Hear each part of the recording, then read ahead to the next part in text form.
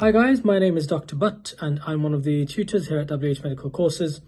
Today we're going to be talking about red flag symptoms that are associated with knee pain.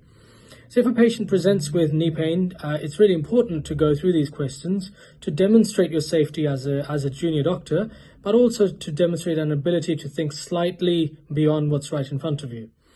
Red flags for knee pain can be broadly broken up into three groups. You have your infection-based symptoms, your tumor-type symptoms, and your polyarthropathy-type symptoms. In terms of infection, you want to ask about any joint redness, swelling, heat. The patient may describe reduced movement. They may also give you a history of a sudden onset of symptoms, and usually it will be a single joint that's affected. The patient may describe difficulty weight bearing, especially in children who may present with a limp. This patient may also have a fever, so it's always worth asking about risk factors for infection. For example, recent surgery, steroid injections, a history of rheumatoid arthritis, IV drug use or immunosuppression, because all these would increase the risk of the patient having a septic joint or developing osteomyelitis.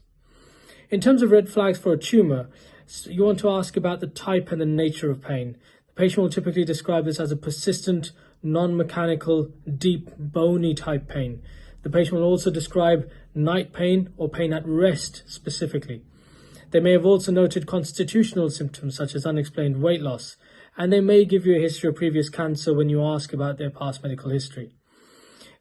On examination, make sure you ask if there is any evidence of any localized masses or lumps, because this patient may present with a hard localized mass or an unexplained lump that is increasing in size. In terms of red flags for inflammatory polyarthropathy, the symptoms you're specifically asking for again are rest pain, which is usually worse after a period of inactivity.